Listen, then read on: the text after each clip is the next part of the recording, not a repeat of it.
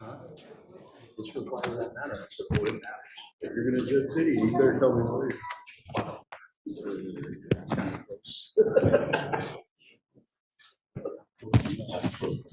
yeah, right?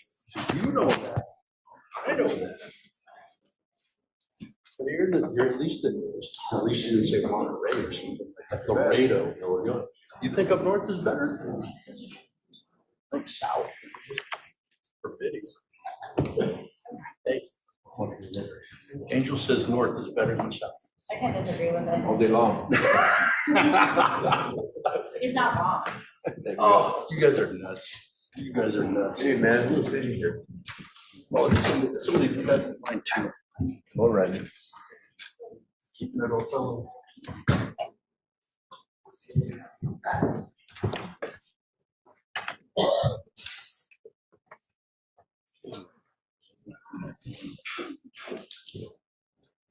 Oh, yeah. Huh? I'm low rider. Come on a cruise. Like 15 years.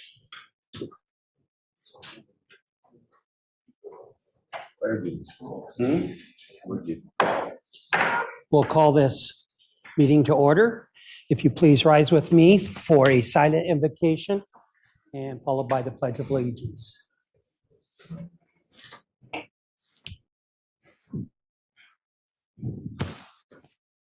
I pledge allegiance to the flag of the United States of America and to the republic for which it stands, one nation, under God, indivisible, with liberty and justice for all.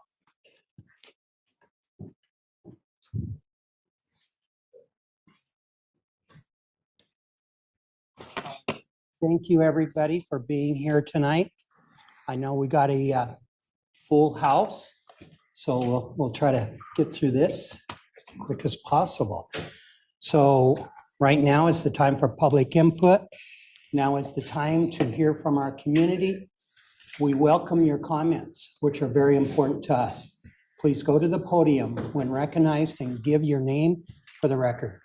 Address your comments to the council as a whole, not to individuals. Each speaker is limited to 5 minutes. You may not donate your time to another speaker. We will not enter into dialogue at this time. The purpose of this agenda item is for you, the public, to inform the council about your concerns. Do we have anybody for public comment tonight? Okay, Mr. Miguel.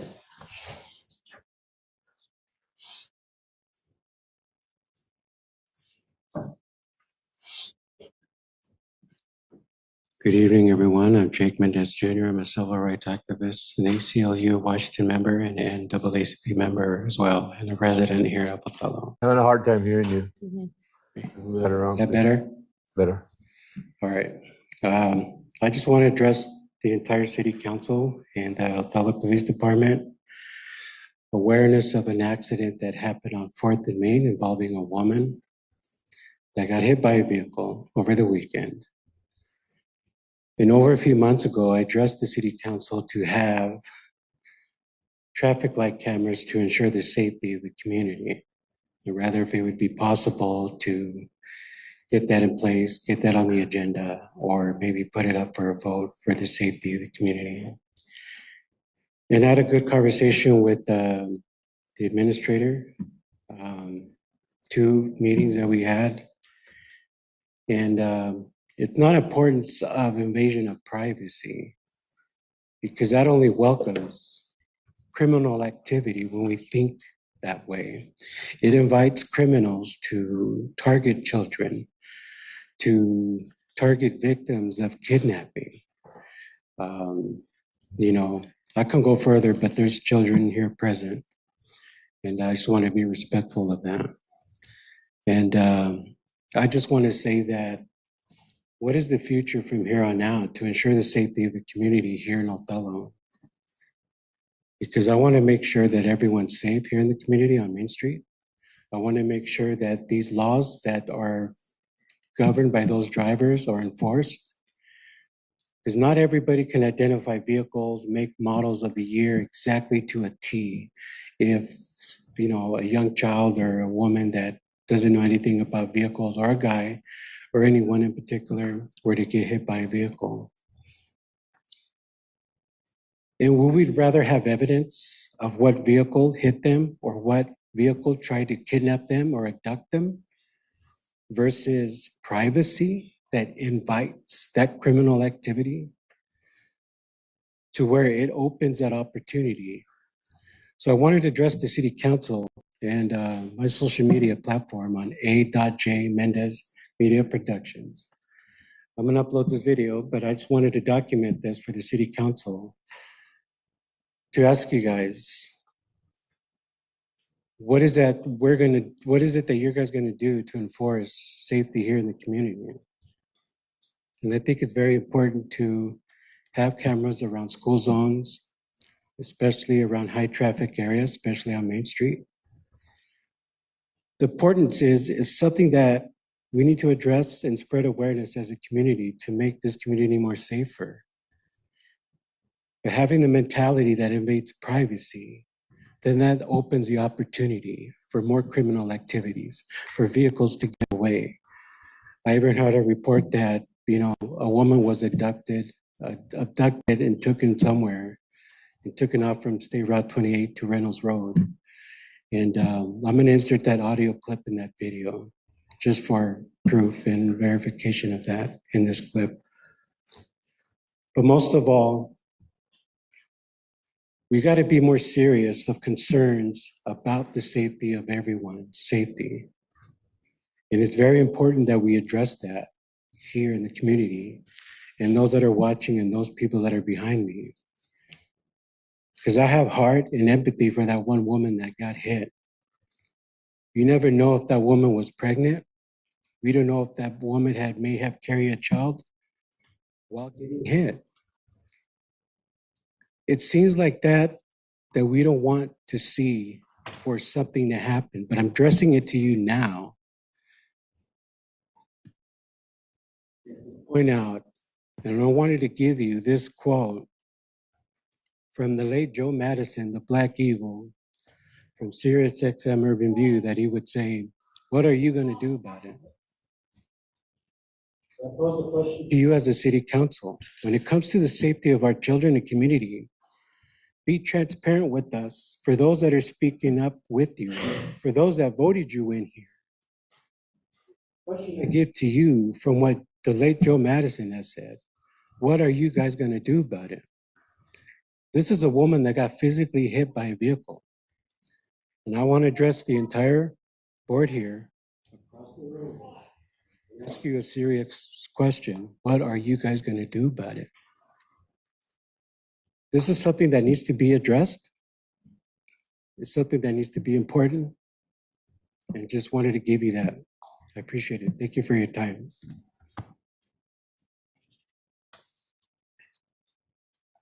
Is there any other public comment?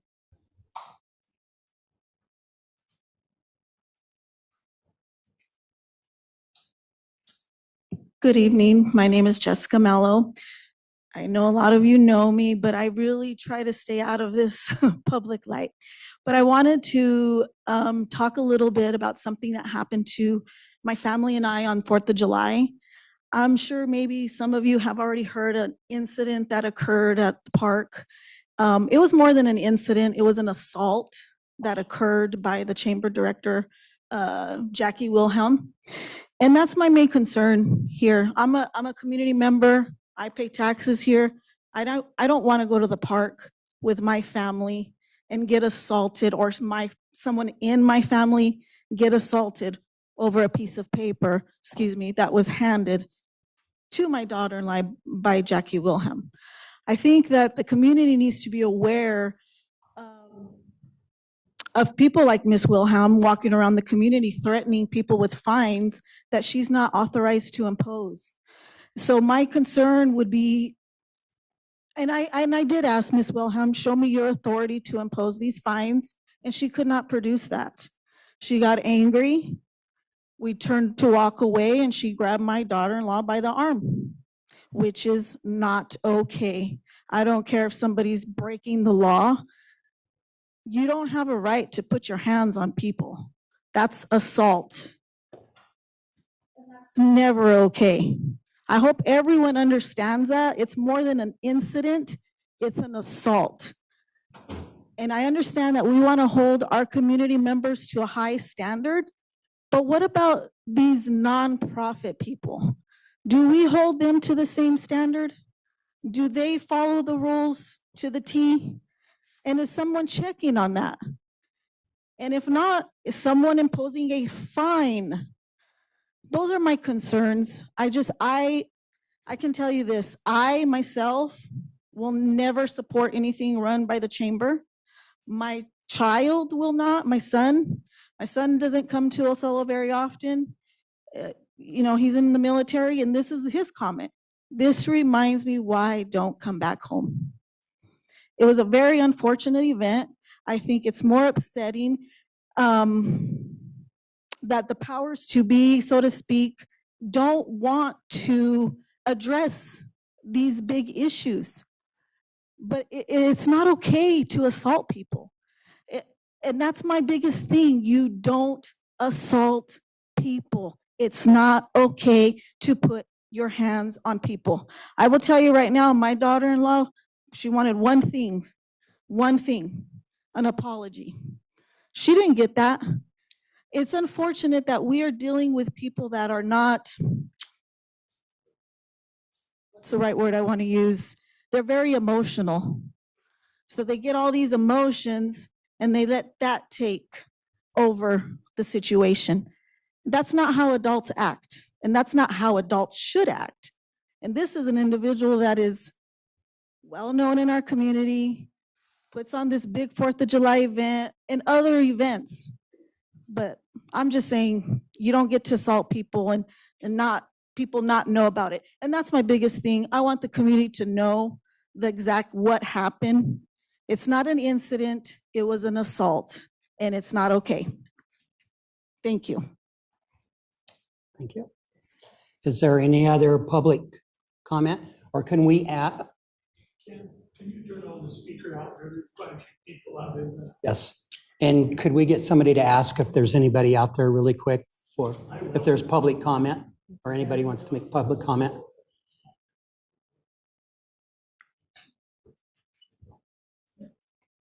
Okay. Thank you. Seeing no further public input, we will go to roll call. Mark, Councilmember Snyder did call me earlier and asked to be excused for tonight. So can I have a motion to excuse him? So make the motion to excuse Mark Snyder tonight. Second. Okay, we got a first and a second. All in favor? Aye. Any opposed? So carries.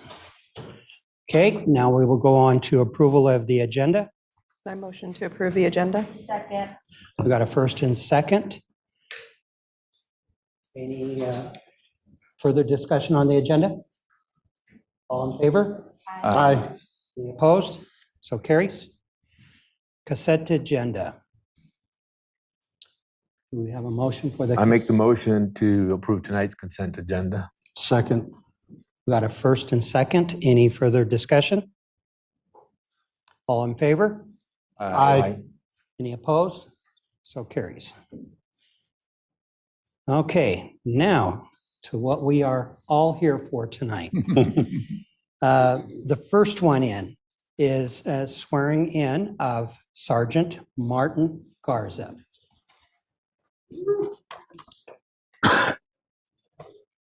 Sergeant Martin Garza was born and raised in Othello, Washington, and graduated from Othello High School in 2014.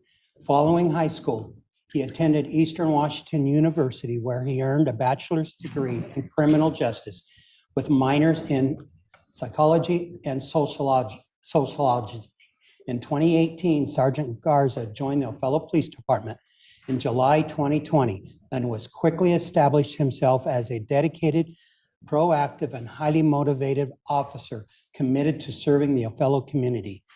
Throughout his career, Sergeant Garza has completed numerous specialized training courses and instructor certifications, including advanced roadside impaired driving enforcement course, the basic crime prevention course, and the patrol tactics instructor course. He also serves as a street smarts system instructor, variable kinetic systems pepper ball launcher instructor. I didn't know there was such a thing. Handgun and patrol rifle instructor, and field training officer, helping train and mentor the department's newest officers. In 2024, Sergeant Garza became engaged to his fiancée, Emily, whom he describes as one of the greatest blessings in his life. Now serving as a patrol sergeant, Sergeant Garza looks forward to leading by example by continuing to serve the citizens of Othello with professionalism, integrity, and compassion. He is committed to mentoring those under his supervision, fostering proactive policing, and helping ensure the Othello Police Department continues providing exceptional service to the community. Sergeant Garza's badge will be pinned on by his wife, Emily.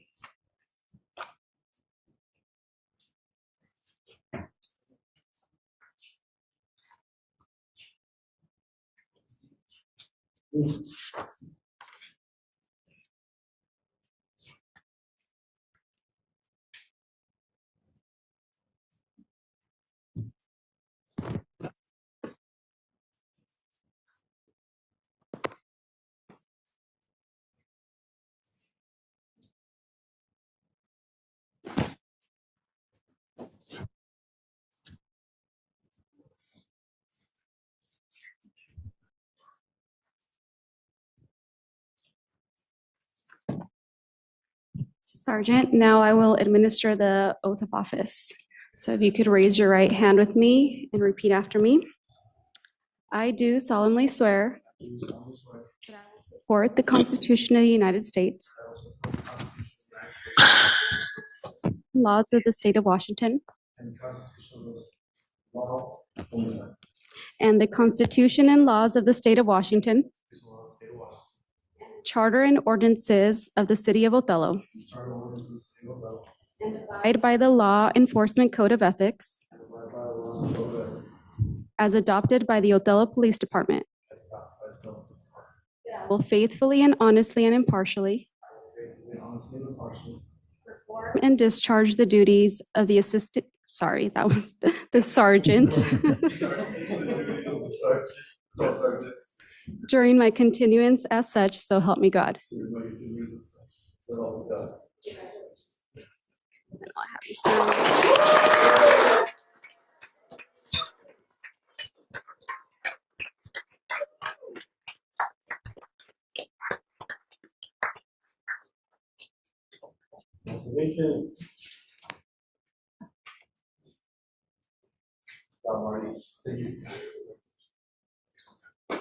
So I want to say a couple things before I hand the mic over to Sergeant Martin Garza.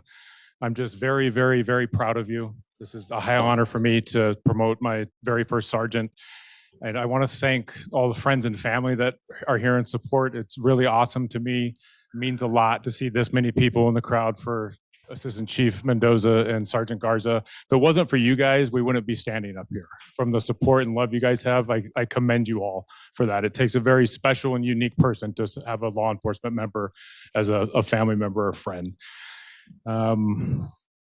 It seems like not that long ago you were riding in my car before you went to the academy, but I guess it was quite a while ago. I don't want to age myself, but obviously some of the things I taught you paid off. No, I'm kidding. I'm kidding. It was all on him. I really admire his dedication to our department. You heard his bio. I didn't even realize to this day how much things he instructs in. It seems like just about every single thing you could instruct in, he volunteers to do it, to a point where I have to tell him, no, we need to give somebody else an opportunity. And that just shows his level of commitment. He's always been a committed officer. He's always put the mission ahead of himself, and I'm just very, very proud of him. It's me now, huh? You guys hear me? Do I need this out there? Deneen, can you hear me? Okay, I use message was simple. It's first and foremost, got to give all honor and glory to God. Without Him, none of us would be here. Second of all, to my family, each and every one of you guys that are here, appreciate each and every one of you. To my boys on the wall, thank you. Appreciate you guys. Like I said, believe it was 6 years ago now. So I'm counting. I said when I first swore in as an officer, I'm here, I'm home, and I'm staying here.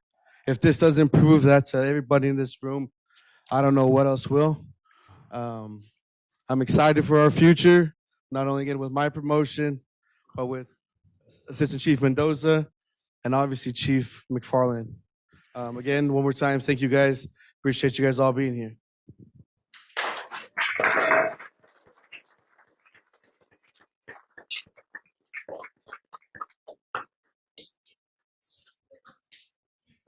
Okay, with that, we will go on to the appointment of Jamie Mendoza to Assistant Chief of Police.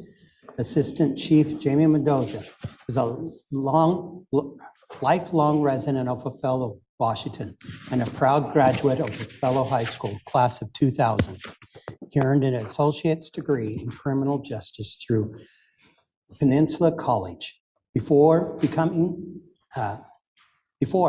his law enforcement career, Assistant Chief Mendoza served for 6 years as a correction officer at Coyote Ridge Correction Center in Connell, Washington. He later attended and successfully completed the Grant County Regional Reserve Academy and served approximately 18 months as a reserve police officer with the Moses Lake Police Department, including completion of the 6-month Reserve Academy. Assistant Chief Mendoza joined the Othello Police Department on October 1st, 2012. Throughout his career, he has served in a variety of leadership and investigation roles, including patrol officer, detective, patrol sergeant, and now Assistant Chief of Police. His dedication and professionalism has been recognized with numerous awards, including Officer of the Year in 2014, 2015, 2016, and 2018, Supervisor of the Year in 2022, and Civil Servant of the Year in 2023. Assistant Chief Mendoza is married and proud father of 4 children, 2 daughters, and 2 twin boys.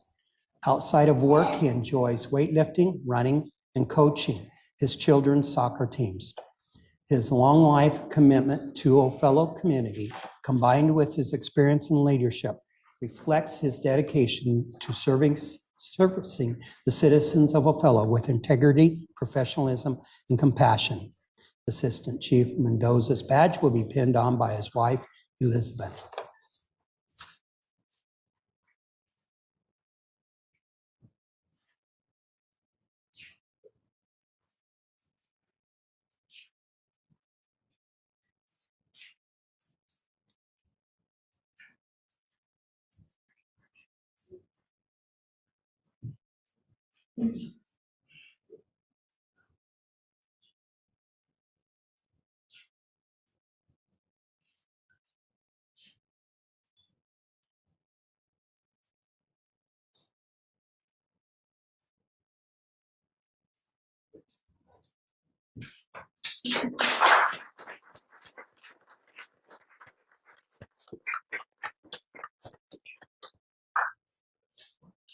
Chief, we will now administer the oath of office.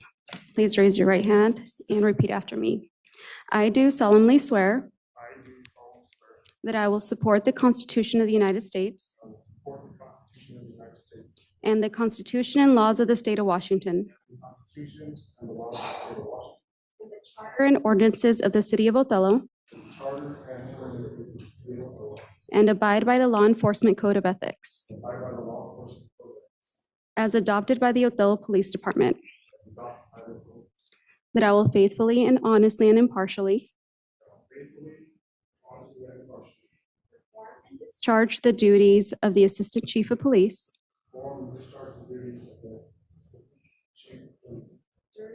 continuance as such, so help me God. Congratulations.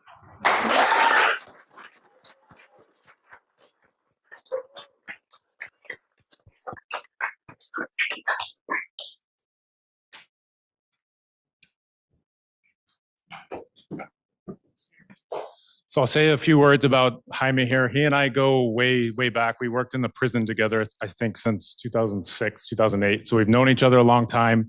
We've worked together here a long time. He's literally held every position that OPD's had, just like it said in his bio. And he's another guy that his dedication to his profession and so mission driven that he puts the mission above himself.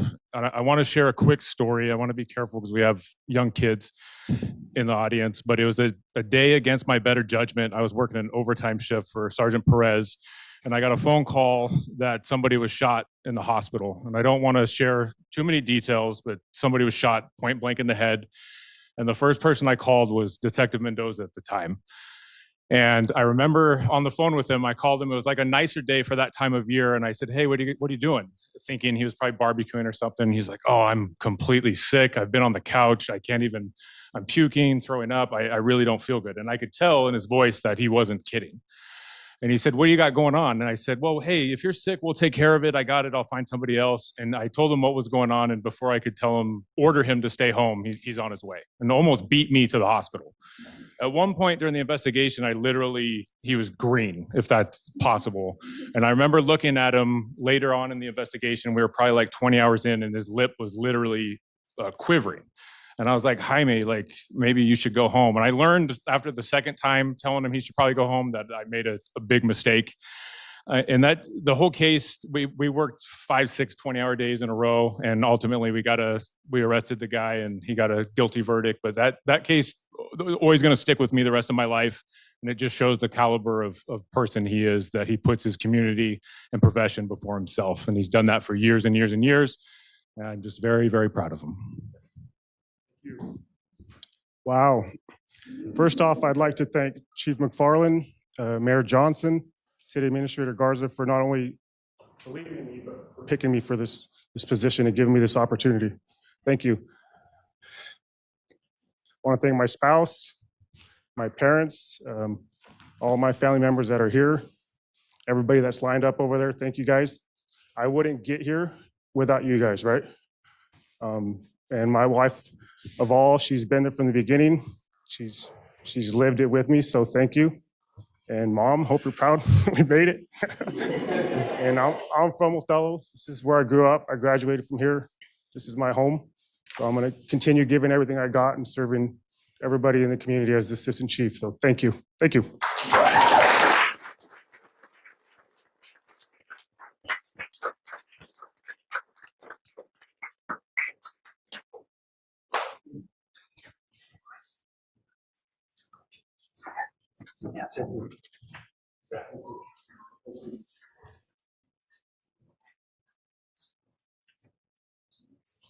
Okay, you're welcome to stick around for the rest of the council meeting. But I will give a couple minutes though for those that want to leave to go ahead and do so at this time.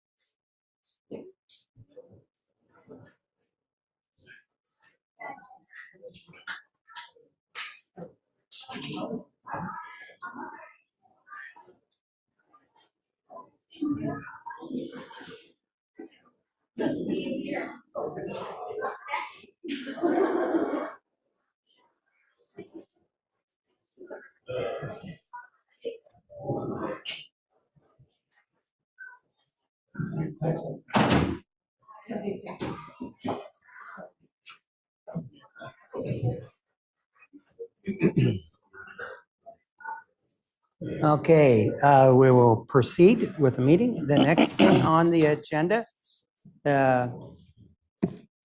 is the continuation of the pre-annexation discussion with the Adams County Fire District 5.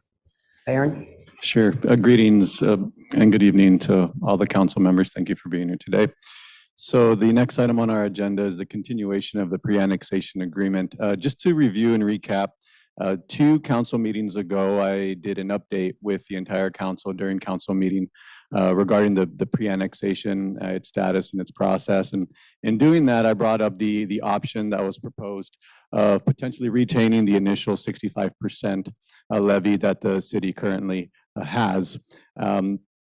During that meeting, there was a lot of questions about annexation, about the retention that we can hold partial, all, or none. And that meeting ultimately concluded with the council wanting Liz Loomis to come and speak. Liz Loomis, just to jog everybody's memory, is the consultant that is hired in order to produce the imaging and production of the annexation agreement. Liz Loomis and Bob Eastman appeared during the following meeting, which was June 28th. And they were able to provide information to the council. They were able to answer questions that the council might have. Great discussion. We talked about the pros, the cons, the benefits, the risks, the positives and the negatives.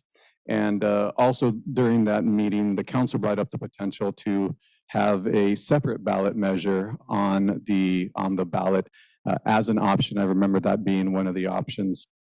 And so this is just a continuation to move the conversation forward. The whole purpose is simply to identify the next steps forward into making a decision. No decision is being requested. It's just to continue the conversation forward because at some point in time, the council is going to have to make a decision on what we actually want to do. What is planned for our next meeting, if it is possible, is to have a 1-hour workshop before the regular council meeting, open to the public so that the public can hear what is going on, and then they can make a public comment during the actual council meeting that will be happening afterwards. That's what we're going to try to schedule. Hopefully we can make it happen.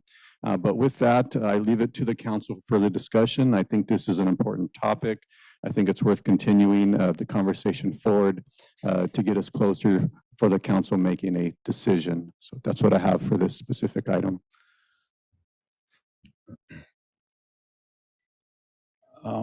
I would like to go over economic scenario a little bit. Start with the top level, go down to the bottom. And you'll note that what's best for the taxpayer is not what's best for the city.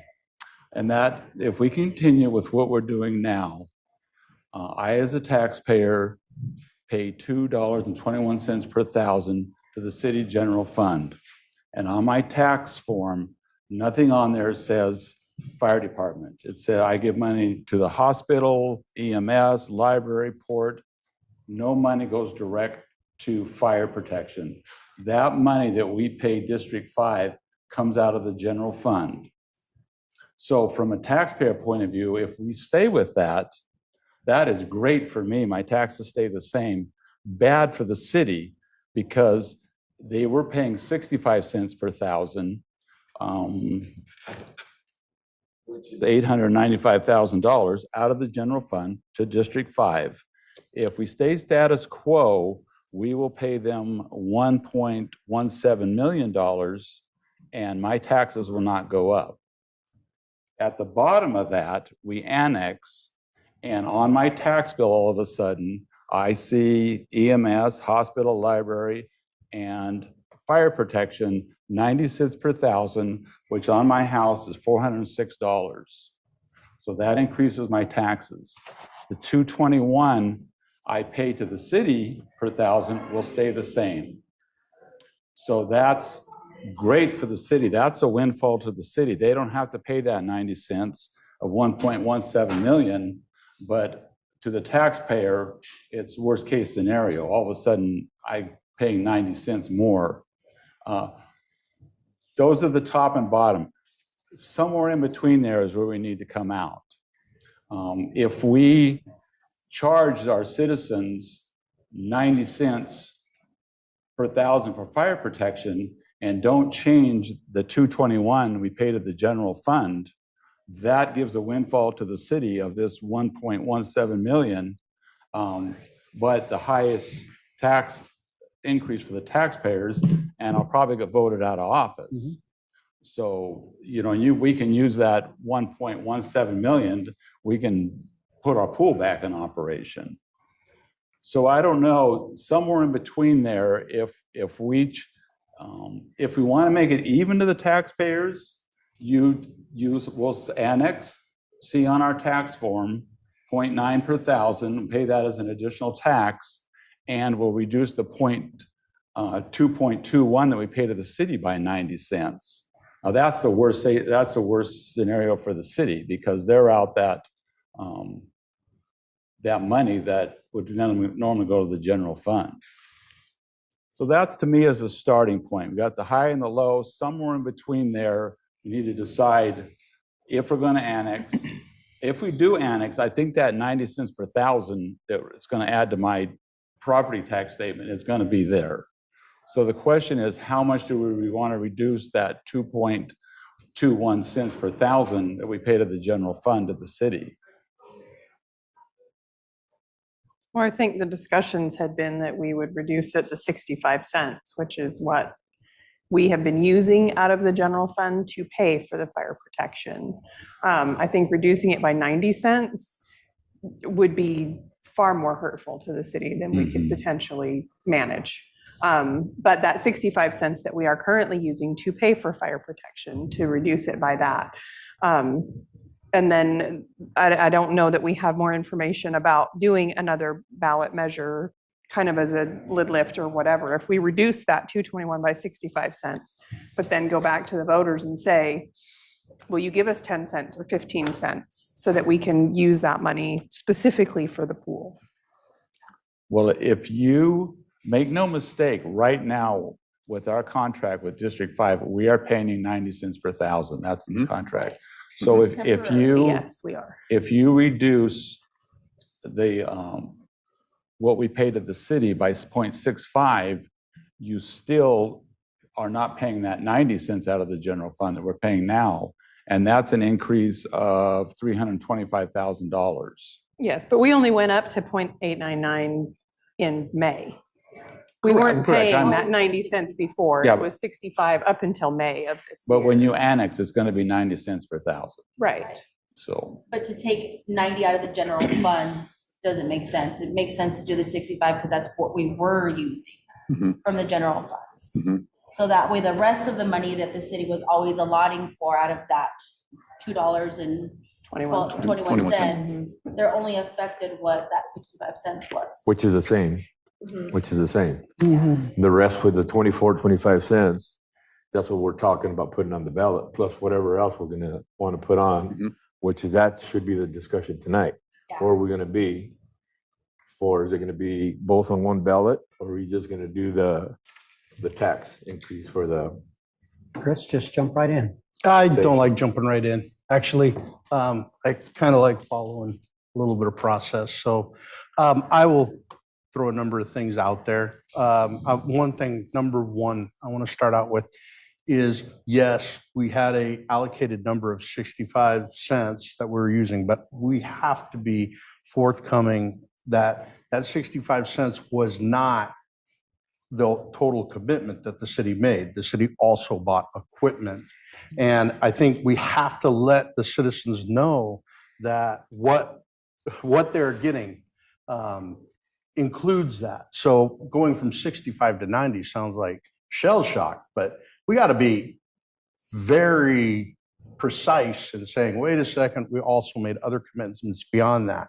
Because, again, I don't want to torpedo the process. Keep in mind that the annexation vote will be a separate vote that people will be putting on to themselves. So what we do with going from 65 to 90 and all that really gets settled in that particular vote.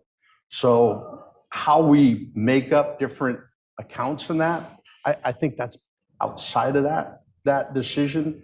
That gets decided first under the annexation vote.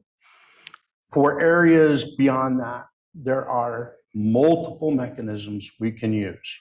I mean, bonds are a great way to pay for pools. If we're going to also, one of the things I mentioned at the last meeting was a lid lift.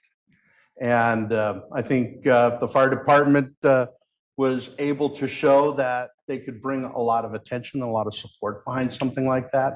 I think the reality is, over time, we really haven't done anything to address the drops in the amount of income that we're making in the city.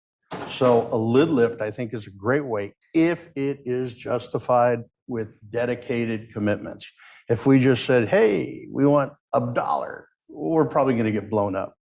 But if we have purpose, if it's going for a pool, if it's going for more policing, if we could have that broken down, I think the strength of our argument to consider not only paying an annexation tax for fire safety, but an additional increase to pay for the services you want is this opportunity. If the citizens tell us they don't want those things, then we've gotten a pretty strong explanation for what we have to do and what we have to work with. Strategy. I think the annexation vote, in my opinion, is going to, I hope, be a popular vote. And part of strategy when it comes to being part of planning for when you want to be on the ballot, you want to be on with a yes vote. Not to put you guys in a tough spot, Tom, but if I thought you guys were a no vote, I would be probably counseling you all not to be on the same ballot as a no vote. I think the annexation is probably going to be a yes vote. And with that in mind, we should target being on the same ballot. Most people, when they vote yes for one thing, vote yes for everything. If they vote no for one thing, they vote no for everything. So you bring out a very good point. So city's been paying 65 cents, right, for the past years. So to figure out what we really have been paying, you know, for the citizens to know, if we went back 3 or 5 years, you know, the expenses of what we've bought for the fire department, what it's cost us to run the facilities and everything, would you have a number for that? Angel, I don't know if that's even necessary. Well, you just said I that. think You just said though, that. I think it's, Well- we have to be, when we're communicating this out to the public, we should get off of 65 cents. But I think where that's going to get covered, and I mean, Spencer can have that, but I think, you know, the fire department and how they're going to promote their election, it's really on them to make Well, that. you just said right now, educating the public, right? You know, that it wasn't You'd like just to see it that way. 65 cents. It was money that we were I spending. on the agree. department. That's what I'm getting at. But I think that's going to be part of probably the fire department's promotion, I would expect. I mean, if I was running the campaign, I would want to say, hey, this is really apples to apples as much as I could make it. And for us, we need to support making sure Because that's people very realize important it's that we do. apples to Very apples. important. It is. It's very important because we keep saying 65 cents when it's not 65 cents. Yeah, because It's 65 cents and a bunch of trucks and a building course. and a lot of equipment. So if we follow the train of thought that if you want to put your vote on something that's going to be a yes vote, what stops us then from just trying to do a bond just for the pool so that people know exactly what they're voting for in April when we have Right. annexation on? A bond requires 60%. Right. If we, I mean, I understand Yes. that, but if we have something that's a very popular vote that potentially people are going to vote for, and we are now another year in without Mhm. being able to have the pool, I think we have more information about what we would need money-wise for the pool as well, that we maybe didn't have before. And it was a little bit rushed when that decision was made in June or July of last year, trying to get it onto the November ballot. There was not as much time to educate the public as to what really was happening. So And we then- would have until April. You know, going with that with the pool. So that's why I just said, ask Spencer about what we spent. So we threw out some numbers a few meetings ago that were pretty crazy. We were at 3.5. That was bottom. That was the Before we bottom even, option. before we even get there, we put a chart up there. You know, at 25 cents, we're paid $200,000 a month. You know, for so many years. We have to have that number, that concrete number for the pool. We can't go nowhere without getting a concrete number for the pool. You know, we don't even have a 25, we don't have a 40 cents, we have nothing to go by. So first of all, we have to get that number. If we have to get a committee to start that, we have to get it going, or else we're in the dark. We can't tell the citizens it's 2.5 when we don't know what it is. We have to get a firm number of what it is and then put a number to that and then go forward. Right. What I'm saying is we could potentially have until April. Like that gives us more time than trying to get something on a November ballot. Well, I will And also add that 3.2 we is did not go a lot. through a pretty exhaustive process on multiple options, costs, engineering, and architecture. So, I mean, we have 4 options. We went at the time, city council chose to go with the option that was the lowest, and that's the one that failed. I think there are a lot of reasons for that failure, but I think that's a totally different discussion and debate. If I were going to make a recommendation based on my experience, I would turn the pool as a separate item over to the Parks Committee and have them review all the data and all the information that's in that, and then maybe make a recommendation that City Council could then work on and try to be more efficient at how we drive this forward. I know, at least in my case, I spent a lot of time on it, as did Angel. So we have a lot of that experience and expertise, and we're both on the Parks Committee. So, I think that there's a way, but I think that it might be a time that we want to start getting our committees driving forward to work on those things, just as some of these other things with the fire. Couple things. A few years back, the government bodies voted in the public safety sales tax, and the city gets a portion of that money. And that's paying for equipment and wages, well, not between the county, the city of Ritzville, city of Othello. So the citizens are paying money towards public safety. We're also wanting this annexation, which I think is a good business decision, moving ahead for the city. Because like I said, we're paying the 65 cents, and then we're also buying fire trucks and fire hoses, and we're maintaining a building. So we're paying plus up. And we do need to tell the public, this is what you've been paying for. It's going to cost a little bit more, but you look at inflation, it's not that much more that we're asking you to pay. Correct. It's just changing the responsibility from us to Adams County Fire District 5 to provide that service that they've been providing. So it's a offload of us. And you're right about how do we bring that tax number down to the public when they look at their tax bill twice a year, that it's moved down, but we have these expenses that we really need your help with. We've been hearing you loud. Some of you want the pool, but you're like, darn it, how much is it really going to cost? And we have done a terrible job to educate the public on what is it going to cost? What do we need from you to be successful? We've done a terrible job. In the next year, we need to do a better job of telling the public, we believe this is what the number is going to be to restore your pool. And I think they should be separate issues.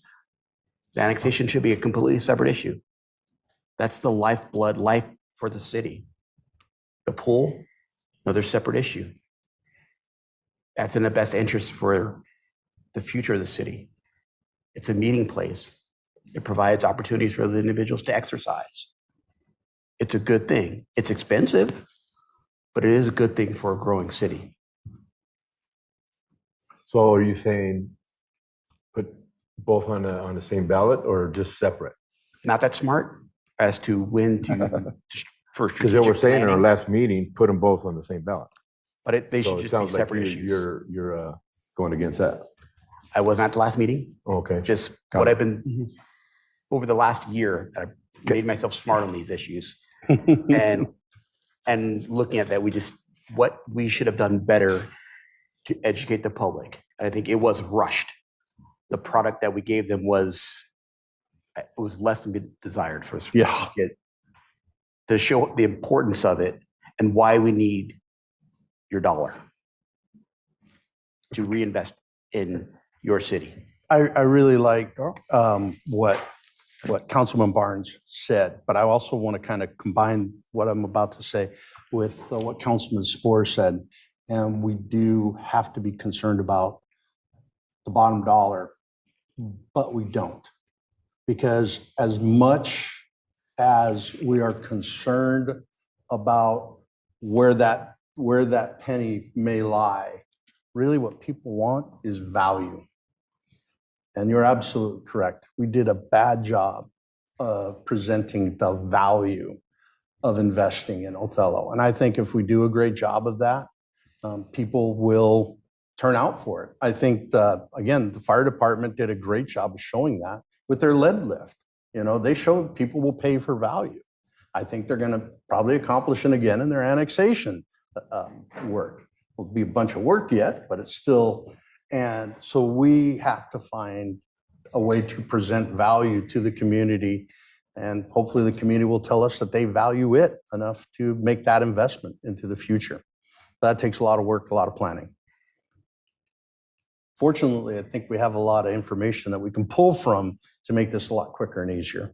So we have, over the course of the last couple of months, have pulled up a lot of data that was taken over the last year and a half from the pool committees and everything else. We've compiled it all together. And it would be nice if the Park and Rec Committee could get together and we could give them all that information to move forward, to take a look at different options of possible financing too. And if this possibly holding back some of this originally 90 cents to 65 or whatever we want could be a possible option to move forward too. But again, it takes some good solid numbers on what that pool is going to cost us. But we're going to need those numbers here fairly soon, because Liz Loomis needs to start moving progress forward. She has told us we are working really good at a good stride right now. We started out early on this process and have been very open with the public. So, but this is another step of that process that we need to take. We are not contracted with Loomis, correct? That's okay. With the. So I mean, if we make the decision that we are not going to, I mean, what they need to move forward is to know where our final landing spot is. So the hows and the what's on the other thing probably don't need to matter as much as where we're at on our philosophy and how we want to move forward. If we want to, you know, not use any of that retained might fit into that, but yes, I think there's other avenues we could use as well that could be just as effective. And I also think that as much as important as the pool is, there are also other things that we probably need to evaluate. Again, I heard an officer as being one of those things and other things. This is our opportunity to create value in our community for the future. We should take it, and we should do the best thing for it. And I think our citizens will support that, because they want value too. So that last number that we got at 3.5, remember? I do. So that very company, that company that bid that out, MRSA. So MRSA was providing the liner. I mean, this is for the parks, of course. Sure. But would it be easier to go to them again with that same offer? I think MRSA's already committed. Their contract has run out. But I'm pretty that was sure in our. They do have a series. bid already. They do have a bid. They gave us a bid. We didn't sign it. We'd go forward. Yeah. If we sell the same bid you gave us, where would it be today? That'd be a start for them at no cost. And then we check out other stuff as we get their bid. And MRSA had Move that agreed forward. to help us out with that liner. Like I said, that was with that consideration on there. That's why I was. Anyway, that should be talked about. I'm pretty sure, yeah. That should I'm be pretty talked sure about. we'll Where- get that bid pretty we'll quick. Talk to just the get Park the and job. Rec Committee to move forward after we present them with the stuff that we currently have. I think, in my opinion, the first thing we have to do is annex, or all of this is mute. What we're talking about. So my question is, do you expect to go out, and we talk about doing this in steps, but I think you need to do 2 steps. Can we go out and ask the citizens to add 90 cents per thousand to their property tax and not reduce the 221 we paid to the general fund, will they pass the annex based on that? I'm not so sure. For my house, that's an extra $406 if you just add that 90 cents per thousand and keep what I pay to the city general fund the same. That's a big difference from the 25 cents. Mhm. So then you're gonna add 90 and then you wanna add more money for the pool. You're So, gonna add, you're but- gonna be back up to $1.50, $2. I think that needs to be, we're gonna add 90 cents for the annexation, but we're gonna reduce the 221 by X amount to make that plausible to the citizens to pass that annexation. And this is why Liz Loomis was kind of working this direction, so she could move forward in her promotion of the annexation to let the public know exactly what their bottom line dollar is going to be added on the extra at the end of the tax bill each year. So I really appreciate that question, Councilman Spore. I will just give you my personal opinion on that. Is I think what we have paid in the past, had dedicated for fire, should be what we lower it. And we should look for other funding, whether that be a lid lift, whether that be bond, as other options to address those shortcomings than to do it through a unilateral keeping of our tax, our current tax situation. I think that puts us in the best place for providing an opportunity for combined public safety. And I look at things as, what goals do you really want to accomplish? I really want a pool, but I don't want to sacrifice public safety to have a pool. So having a pool first, or having a fire department first that's functional, successful, and can grow matters more than anything else. I think we can find other sources and other ways to fund the other services. Which I think initially when this conversation started, that's why we were talking about the 65 cents, is to bring that down. So I think we had kind of already stated that seems to be the best thing, because we do risk the annexation. That's the dollar amount. I agree with you. I just had a thought. I love this conversation that we're having and looking at highs and lows and where we want to meet in the middle. I just wanted to look at one thing really quick. Right now, we have the 65 cents that we give. And then we're going to have the difference between the 65 cents and the 90 cents. That's the part that we haven't been giving. We've been paying the 65, you're right, out of our general fund. We've been giving that part. That's this bit right here. What we haven't been funding out of the general fund, which would be a hardship for the general fund, is to make that up, increase that all the way up to the 90,000. Right. 65 is the floor. So for us to meet that 90,000, we would be giving up our 65 right here, and then we would need to add 25 cents to the property tax line. So what that 90 cents on the taxpayer would look like would be a reduction of the amount that they send the city of the 65 cents.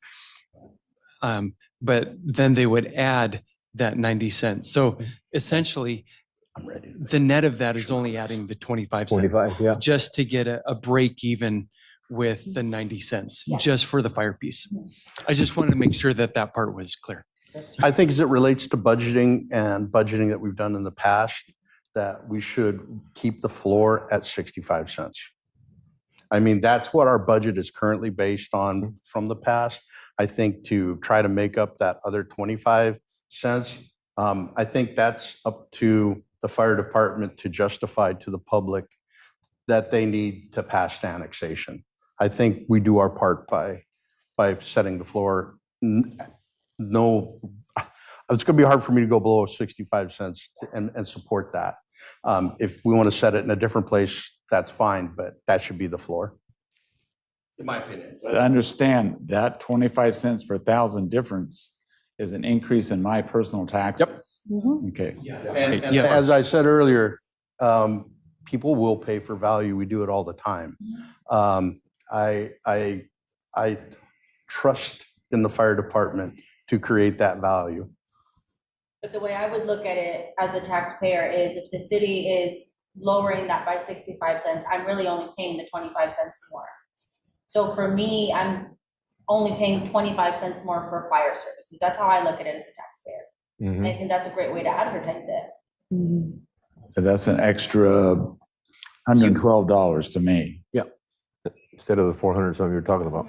Yeah, the net. Which hopefully that value can be made up, in the campaign, and people get well educated and understand that that's important for the future. And if not, we're going to have a discussion about what happens next. I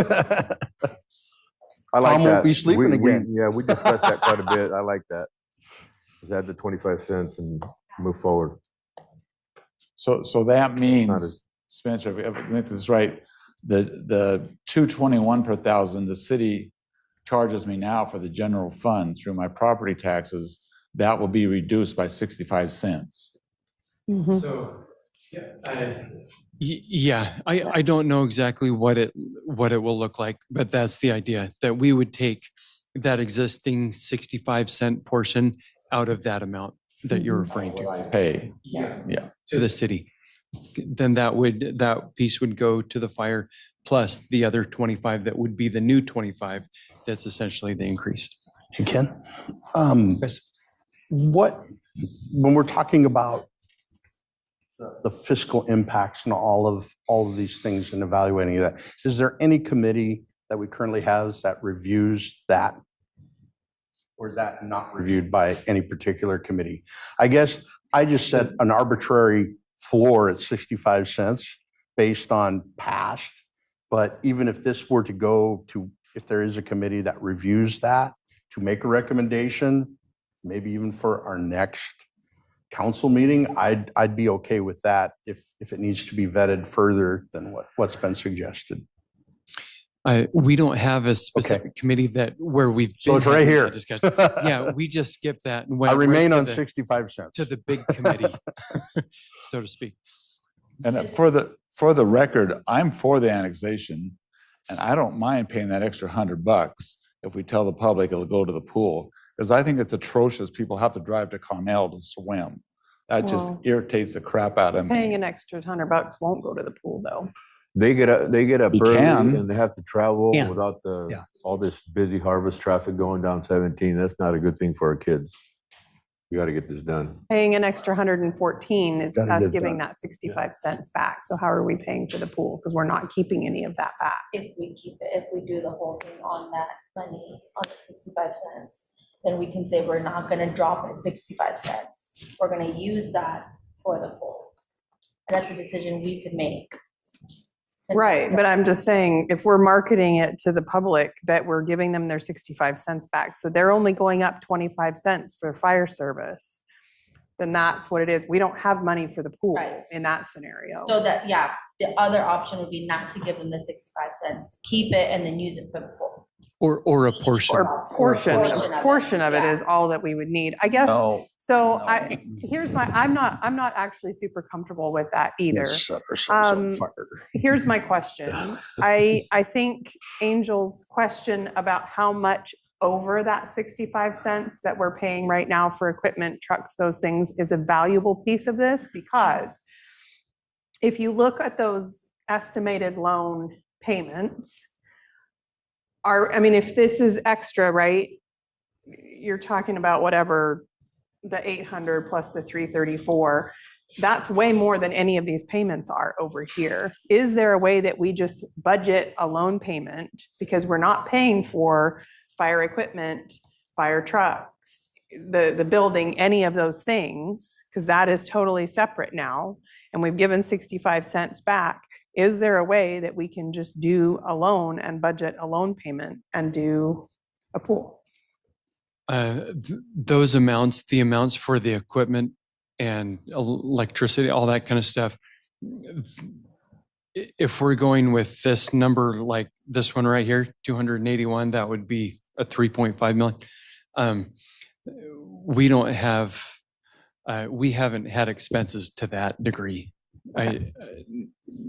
So if I recall Not even correctly, close. last summer, everybody keeps saying 3.5 was the base bottom, and that's not what was presented to council. And I know that because I went back and looked at it was June or July or whatever last year. And it was 2 or 2.5 million was the base bottom that was presented.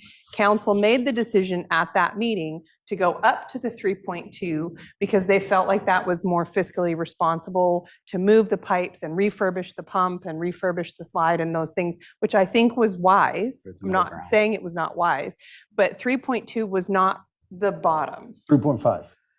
It wasn't the bottom. Was it, The bottom was below that. The bottom was 2.5. I actually am the one who presented that, so I'd be happy to explain what was presented. So what was presented to council was what the remains of the task force asked to be presented. And what they asked to be presented was not a replacement option, but strictly a patching of a few holes and try to get the pool going. And that was the dirt work. That was a $2 million. Which cost, had, the bare minimum. which would have replaced, which had no guarantee it would even work. So you would pay 2.5 million to potentially have it fail immediately, maybe a year, maybe 10 years, maybe 2 years. The council did not want to take on that responsibility to replace what was done improperly, which is massive, I might add. It took almost a complete replacement. And we had a commitment from MRSA for them to an at-cost liner, which was great. And we had some other things to make it affordable. The council weighed both those positions. Like I know, I presented it and chose to have something that had more long-term more long-term guarantee, more long-term sustainability than something that paying 2.5 million might fail immediately. Right. And I'm not disagreeing with anything that you just said. And what I said, I don't think even disagreed with what you said. But I think it's disingenuous to say that the basement bottom of getting the pool open was 3.5 million, because that's not 100% accurate. Because there was, I don't think it was a good decision. I think the council made the right decision to go with the higher cost. I'm just saying, this is all information that's gone out to the public. So if they go back there and they look last year and they say, well, there was a $2 million or a $2.5 million option, I think it's worth mentioning that there was, and recapping for them why that maybe is not the way that we need to go. So there were actually 4 options that were presented to the public. And the bare bottom one at that time, before the dissolving of the task force, was the 3.5 million. That was the lowest until really a push came to shove meeting where, well, what if we just wanted to patch the 4 holes that were there? That was the patch the 4 holes option that I just presented to you. But yes, coming into that final meeting, coming into the one presentation that was made, everything out to the public was 4 options, the 3.5 being the absolute lowest one. So that's where that perception and understanding what was presented to the public never really got below 3.5, except for one meeting where it was rejected quickly. We're commenting on that the lowest, just bare bones fix that. There was no guarantees. And I do what I said was a bad idea. Don't quote me on it. I agree. And the $3.5 million option was the acceptable. Fix it, get some guarantees, but we still didn't do a good enough job in telling the public why this was an acceptable option. We just didn't. And that's why it did not, just my opinion, that's why it didn't pass. But you had a greater than 50% vote. This is all great discussion, especially on the pool. I think we kind of got off track from what the fire department discussion was. So I would like to get together the Park and Rec Committee. We will bring all the data that we have currently gathered up, and we will move forward on that portion on the pool. Eventually, it might get tied to the fire annexation. That's what we need to decide and move forward with. But this has all been great discussion tonight. So as far as the annexation, we're gonna stick with the 65, add the 25 and go for that, go off of that. For the 90 cents, for the levy, for 25 cents on the levy. For the annexation. Need or want a Because the decision pool on that is today? inside, We we're don't gonna need a keep moving decision forward tonight. On the I think, annexation. I think you leave the floor 65 I cents. still don't think we We understand need the 20, we're not worried about the 25 charging cents. taxpays 90 cents and only That's reducing for it them to make up. 65 Yeah. cents. Yeah. That's a windfall for the Okay, you city. and I- Yeah. Well, and it was just up there on the screen. The extra was like 300, well, I have it here. That's $325,000. So that's what I'm proposing. The part of that goes to pay for the pool. Are we Except for clear on that? That's sort of fictional money right now, though. Like, that's not really money that we have, that we've been paying that for fire service for like 2.5 months. That's not money that we've budgeted for to pay for fire service for years and years and years that now is going to be sitting there excess. Well, it's going to be, if we don't annex, it's going to be 90 cents per thousand for years and years or more. Correct. But I'm just saying, if you're looking at our budget though, and I feel like what you're saying is making an assumption that we've been paying this 90 cents per thousand. And so now when people are paying it directly, we're going to just have this windfall of cash that's sitting there. And what we've been paying up through the end of April has been 65 cents. Plus whatever additional extra for equipment and trucks and whatnot, which is Can you Spencer put is that saying is spreadsheet back up, Spencer? not. I mean, it as says right much. there, current expense, 1.2 million. But That since is, May, well, that's fall forward. We're going forward. And now you're only reducing my tax burden 65 cents. That's 25 cents per thousand. That's a windfall for the city. And it says right there, extra, $334,000. So that, yeah, that's the extra that's needed. That's the part that's not sustainable. And I think that's the point that Kelly is trying to make. I don't get why. Why is that not sustainable? If you're increasing my tax 90 cents and only reducing my city tax 65 cents, there's a extra there. We're not making it 90 cents. We're not collecting that. The fire department's collecting that. I understand that, but the city has to pay zero out of the general fund. Well, what? We have Fire to pay that. protection. It all falls on me, the taxpayer, 100%. No. Unless we reduce the city portion. No, we do have to pay that. That's why I put I'm sorry, Councilman Spore, I totally understand what you're saying, but up until recently, our liability, was the 65 cents, the 855. Right. Only until very recently did we have to come up with the additional 334, which comes out of the general. I get That's that, but new. we're going forward. That's what it's going to be for the next year. Correct. right, but it's not sustainable with the 221 that we're That collecting was right our now problem. to is- keep paying that out of that 221. It's not sustainable. Okay. So Eventually, you're the saying that general the budget- current bill of 1.2 million, that because of annexation, it went up 25 cents, that we couldn't pay that out of the general fund. But yes, but I love what you're bringing up because your real big question is why? And again, we can look at what the fire department did. They recognized with their circumstance and the way that we are set up now, thank you, Tim Iman, for how we have to set up how we can raise taxes, that the only option to address our unsustainable amount there, besides annexation, would be a lid lift. And that's where that comes into play on that recommendation when I made it a few weeks ago, is that you're absolutely correct. It's there now, so we should have it there, but it's not sustainable without doing a lid lift. Okay. That's where I think that difference comes into play on that. I think, a short-term expense on that we hadn't planned before, we can do that right now. Correct, Spencer? Which is what we're doing. right now is what we can weather storm, but down the road, it is not, it's gonna cost us some policemen. That's what it's gonna cost. It's gonna cost us some maintenance people. Is that okay for us to make that decision? I guess we can go there, but I think there's better ways to do it than that. And that's why I set the floor at 65 cents. We're not getting on the same page at all. We'll work on it later. I mean, going forward, our current bill is 1.2 million.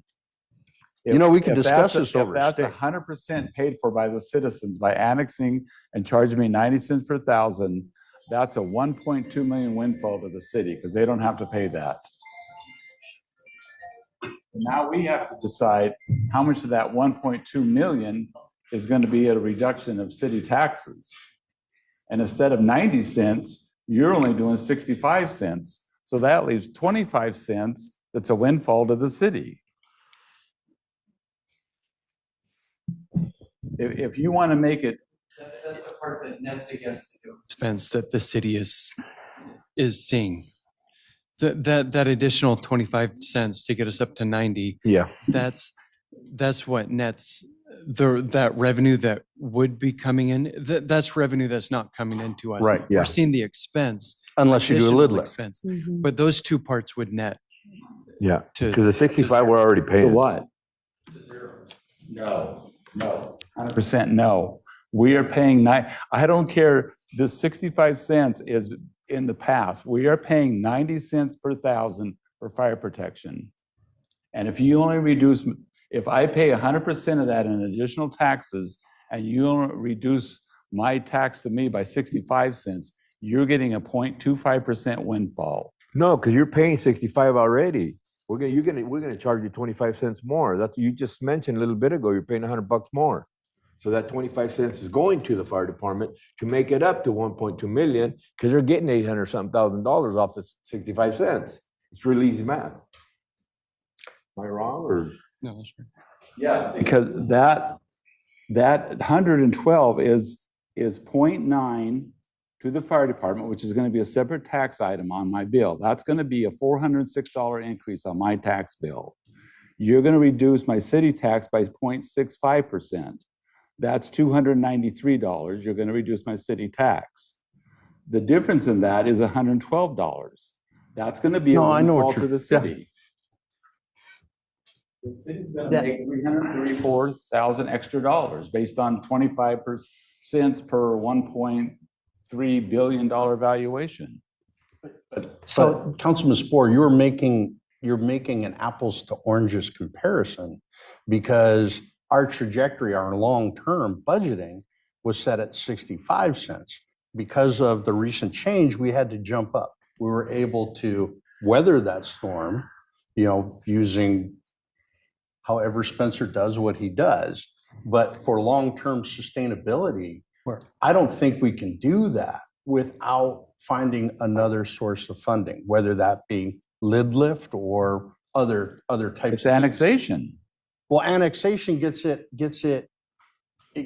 off of that, but I don't think it gains us extra beyond. So If you want to give 90 cents back to the people, then the next thing we have to do is go out for a lid lift because it's not sustainable for our budget. We're not going to be able to. It's not the budget. This has all been really good discussion tonight. Really appreciate it. That's why our next meeting, we want to start it an hour earlier. We want to have time for the public to come in. This is a good time for the public to come in and we can start to hear from them on their thoughts and their concerns about this also I'll do that now before I forget. So to move the meeting on along. Let's do it. Like I said, this was great discussion tonight. Thank you. I wanted to ask, would it be okay, would the council be accepting to going to item F? We have some people online that could be participating and it'd be nice if we can get that item done and Does they that can require log a off. motion Is to that move? okay? Can we do that? Require a motion. Okay. Yes. I will make an amendment to amend the agenda to allow us to bring, which item again? Item F. Item F.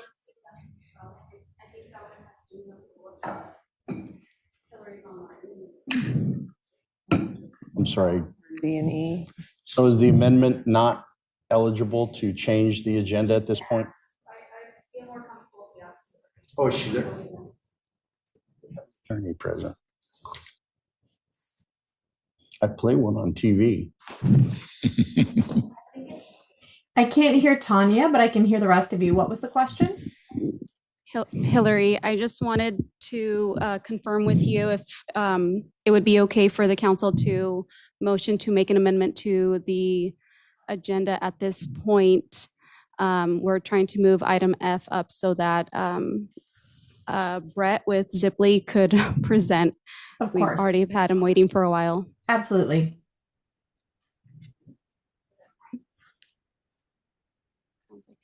Yeah, somebody just needs to move to amend. Yep.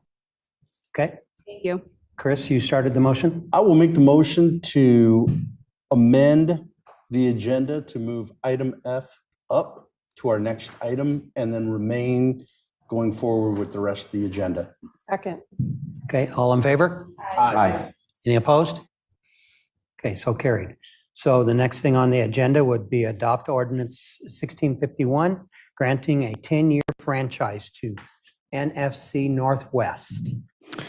Yes, so this item is regarding a franchise agreement. The city has authority to approve and regulate the use of public rights of way through franchise agreements. NFC Northwest LLC is a wholly owned subsidiary of Zipley and a Zipley Fiber. Zipley owns and maintains fiber optic infrastructure within the city, and Zipley Fiber Pacific provides internet service. This proposed ordinance grants NFC Northwest LLC a new 10-year non-exclusive franchise agreement.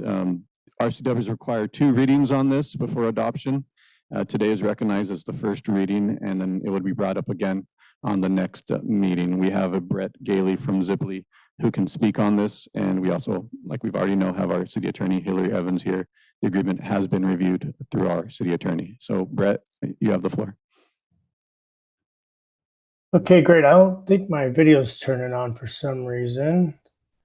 But I will say as a former mayor, I'm actually been following the pool fire discussion. I find it quite intriguing. Well done, city council members.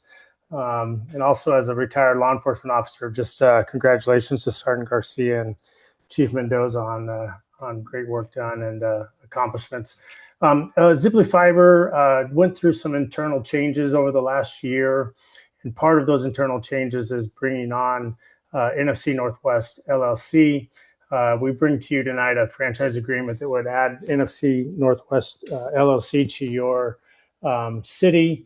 You wouldn't see any true changes in how we do business within your residence. They're still going to see Zipley Fiber as their front facing. And if we do any more additional build in the city, you may see NFC as part of your permitting in the future. So not a lot of changes for the city with this. It's mostly internal changes for Zipley Fiber. I'd entertain any questions, and I'd also ask for any input on how Zipley's doing in your community and if there's any areas we need to build out more.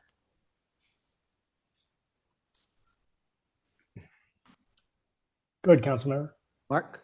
Yeah, you asked for it, so I'll give it to you. All right, let's do it. With Zipley 9 months ago, told we could pay with our credit card and there would be no increase for a year. And I started out at $45.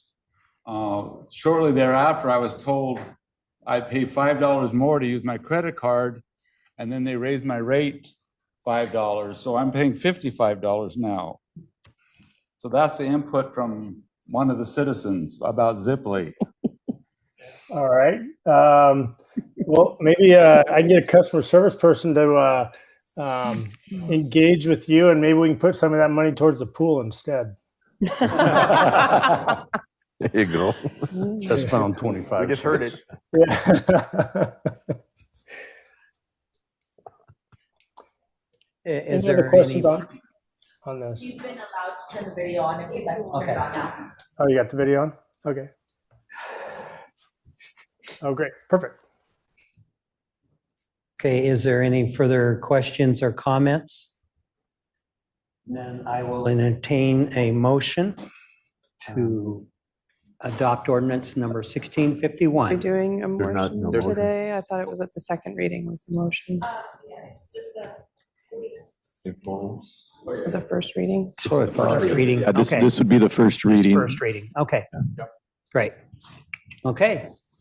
Well, thank you for joining us tonight. Thank you for setting in on the first part of our meeting and learning more about the city that you also service here too. So thank you. Great stuff, Mayor. Great stuff, council members. I appreciate you guys' dedication and service, and appreciate the work you're doing and everything you do for your citizens. So thank you. Thank you. Okay, now we will go back to agenda item D, adopt a resolution 2026.06 declaring surplus of a city fire truck. Yeah, so this next item involves the surplusing of a fire truck. This was brought up to our attention last council meeting. So the city currently owns a 1984 Thiebault fire truck. It's currently being stored at the Parks and Recs lot. The truck has reached its useful life of service. It has some mechanical issues, pump malfunction and other issues. Given its age, condition, cost to repair, it's not financially practical for us to retain, and a surplusing would allow us to place it on a public auction type platform, and the sale proceeds can be used for other municipal needs. So staff recommends approving resolution 2026-06 declaring this truck as a surplus property.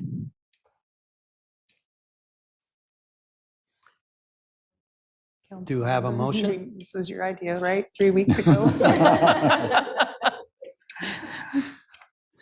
This has been a long time coming. Yeah, but shouldn't. Does it require a motion? To declare it Mhm. surplus. Okay, yes. so, okay, there you go. Resolution 2026-06 declaring surplus of fire apparatus. Oh, there it is. Second. We got a first and second. Any further discussion? All in favor? Aye. Oh, there it is. So carried. Being the 6-0 guy. Okay, now we will go on to E. This is just for discussion, and it's the surplus of the library building, 101 East Main. Aaron? So this is also another surplusing item. Obviously, the council has the legislative authority to approve real property belonging to the city when there's no viable benefit. There's believed to be no viable benefit. The property in question is 101 East Main Street with the adjacent parking lots, is essentially the old library.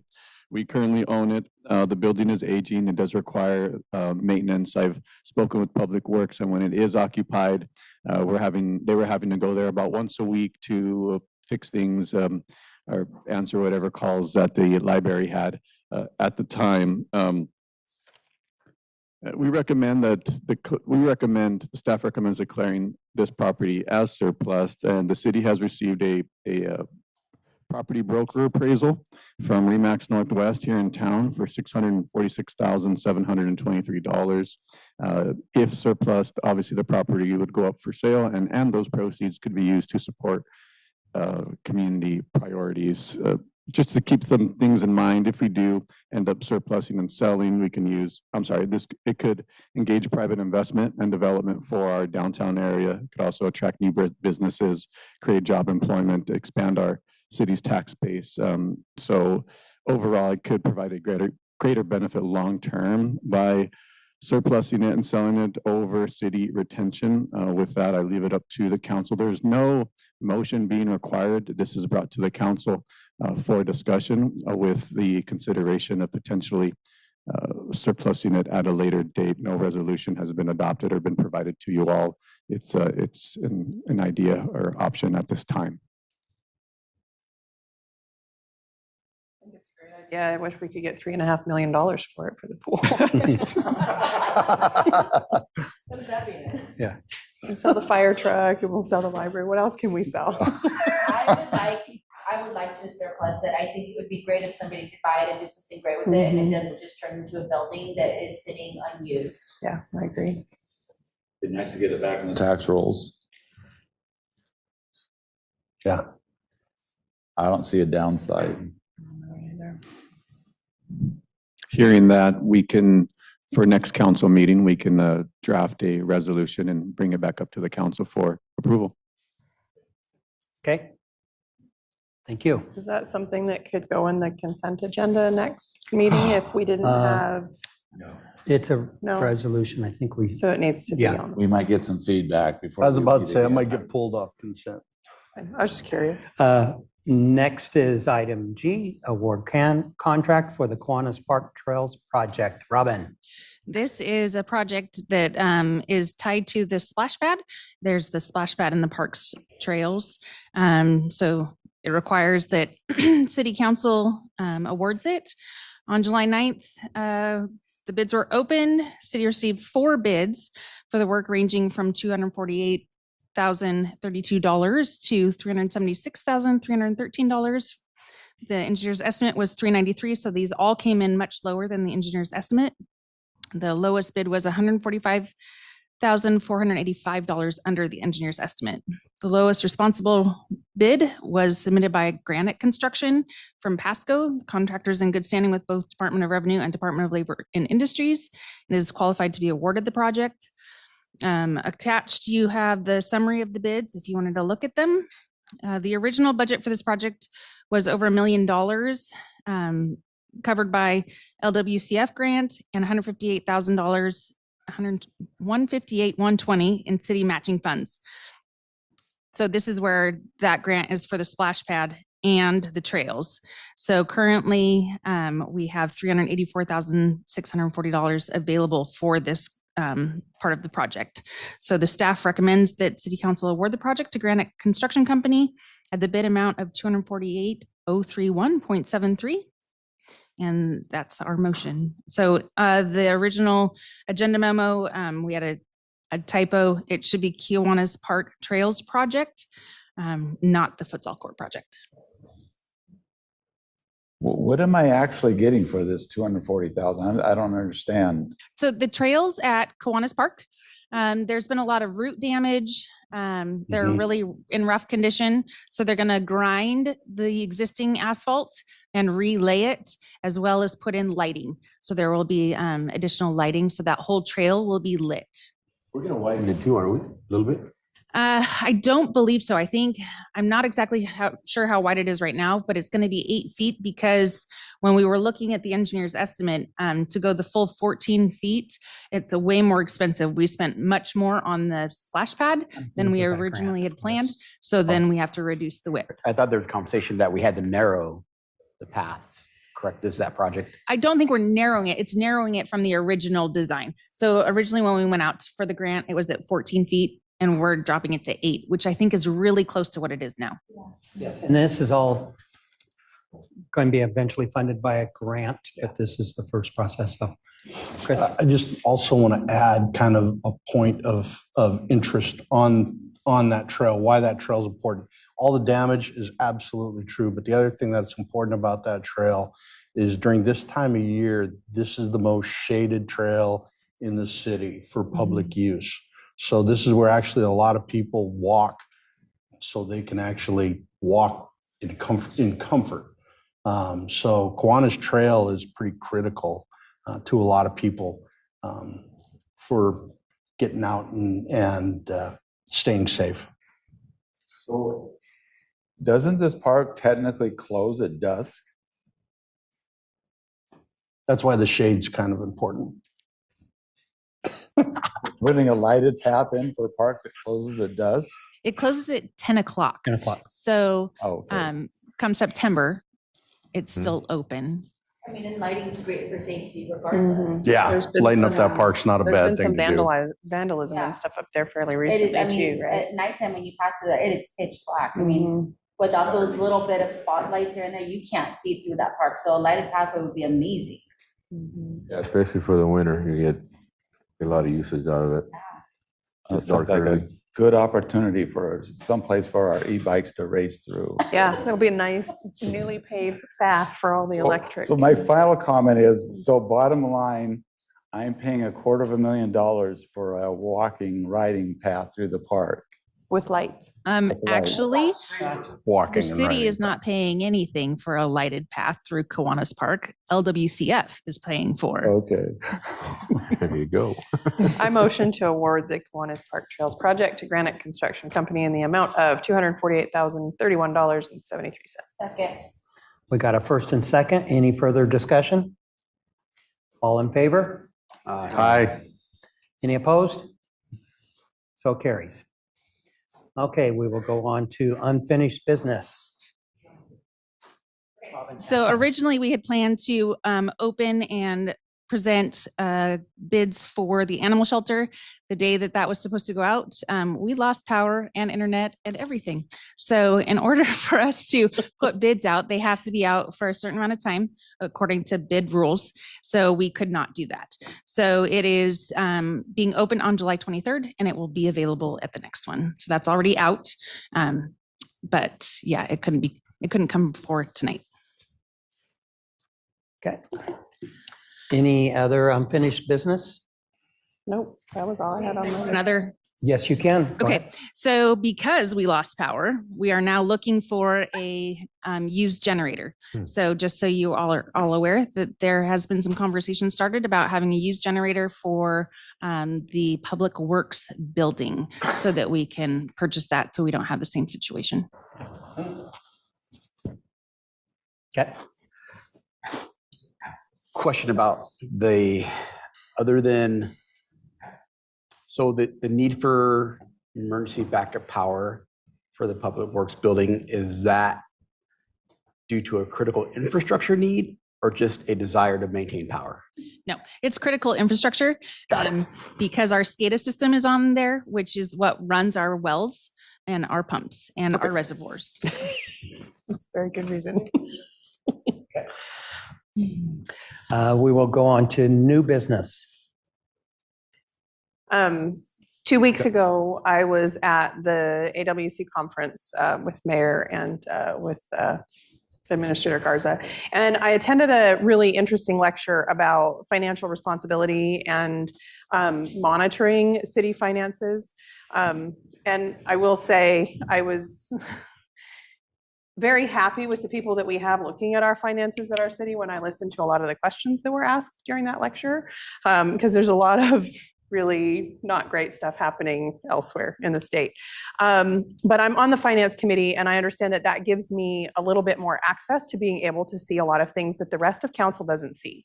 And what was recommended in that lecture is a couple of different things. And the first thing which is not something that we're currently getting as the finance committee looking at all of the payables, is actual bank statements so that we can look at the totality of the money and kind of how things are moving. And so I talked with Spencer last week when I was in looking at bills about possibly having that added to things when we come to look at bills every couple of weeks.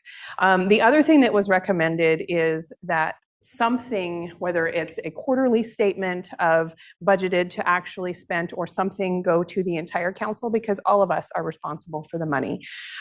Whether it's, I mean, if something happens with the money, it's going to be on all of us, not just the few that are on the finance committee. So I talked with Spencer about that as well. And he has some really great things that he runs every single month that are all of the revenue and all of the expenses, and it's every single line item. And so my suggestion to him is that that be added into our meetings once a month, just as the council will also receive, so that everybody has the opportunity to look at the incoming and outgoing line items. So I know the county produces their current expense documents that's part of the meeting agenda, so the public can review what checks are being written or what drafts are being generated for monies going out every week. So, and I don't know if we do that now, so the public sees what expenses we have. Yeah, so what goes into our public stuff right now is just the total number of kind of what's They have it each leaving. individual draft that's. But the individual line, well, Spencer can speak better to that than I can, but as a public member looking at all the board materials before, seeing all of that is not part of what's out there generally for the public. Yeah, and this is easily done. I'll run the revenue and the expense. Instead of doing it month or quarterly, it'll just be easier to do it monthly. Then we don't have to remember, do we do it on the first month of the quarter, the second, the third? We'll just do it for all of them. It'll be so much easier. And then I can run the same thing for the accounts payable that would show that detail. Nice. Yep. It'll open my eyes to monies Yeah. that are sent out. Yep. Okay. And I would encourage all of you, the conference was really actually very informative. And it's every June, it's in Tacoma next year. If you haven't been, I think everybody should go. It was really good opportunity to meet with other people, but I learned a ton as well. I even went to an annexation lecture. A lot of good information. Yeah, a lot of good information. Yeah, so. there was a lot of really good lectures. Mark, you had something for new business? I'm going to ask a rhetorical question just to make a point. Does anybody know what Capital Path Consulting LLC does for the city and what value they add? I don't. And we're paying them $5,000 a month to do something. My point is that, as you know how I all feel about consultants, is that we approach budgeting season to staff. If I don't understand how these people are adding value at the tune of $5,000 a month, I am going to have a lot of questions. So I'm going to need them to visit us, or a paragraph of what they do, or something that would motivate me to continue paying this. I know there's another consultant that we pay $6,000 a month with just flat fees, and I want to make sure we're adding value for this kind of money. That's all I have. The one that you're referencing is our federal lobbyist, and that one has brought in over $3 million just last year alone. In money's coming up towards ASR, and also the 1.3 million that was also awarded for the possible fire truck purchase or fire department related purchase. The other consultant that we have is through the Washington State legislators, and they have also brought in close to, last year alone was $1.5 million last year alone, but they are very aggressively working with our state legislators to bring in more. They brought in more in the past. This is just a little sample of what was just last year. So our return that we're getting is pretty good. They're the ones that are right there at the representatives' doors constantly every day during legislation to sell them our community and the importance of these projects that we have going on to move forward. Good to know. I think it's really deceiving to have them when they get listed as consultants, because they are really truly lobbyists and out there lobbying for us and our cities. Or So advocates. they're consultants, or it's their consulting firm, but I mean, I definitely think that we need both federal and state lobbyists. Yeah. Okay. Any other new business? I do have one more. Yes. My constituents consist of mostly elderly folks. And after the 4th of July, the feedback I'm getting is they're done with personal fireworks. It just sounds like a war zone around here, and if they had their way, they would ban them. Well, I'm not elderly, but I also agree. It's a council decision, and it could be made at any time. It's been done in the past and also reversed in the past. So if it's something that you guys want to take up, it's your guys' discussion in the future for that. So A bunch of them have to be illegal according to the information put out as to what's legal. I slept like a baby. You must be taking gummies. Not a one. I went home and I I slept like a baby after the fireworks. The elderly and the pets are not very happy Mhm. about that. Pets, definitely, yeah. My issue is the days and days and days and days Oh, leading up to the crazy. 4th. Like, that's my issue. And then there was fireworks going off on the 5th too. And I thought, okay, because that's not okay. I know, no, 5th and 7th, Okay, any other new 6th. business? 5th, 2 days after that. Okay, council will also receive building and planning report, Othello Police Department report, and Public Works and Engineering report. With that, this meeting is adjourned.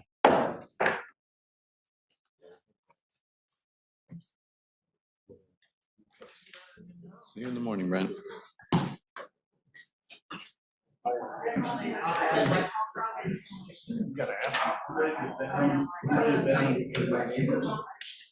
Hey, sir. How are you? Say what?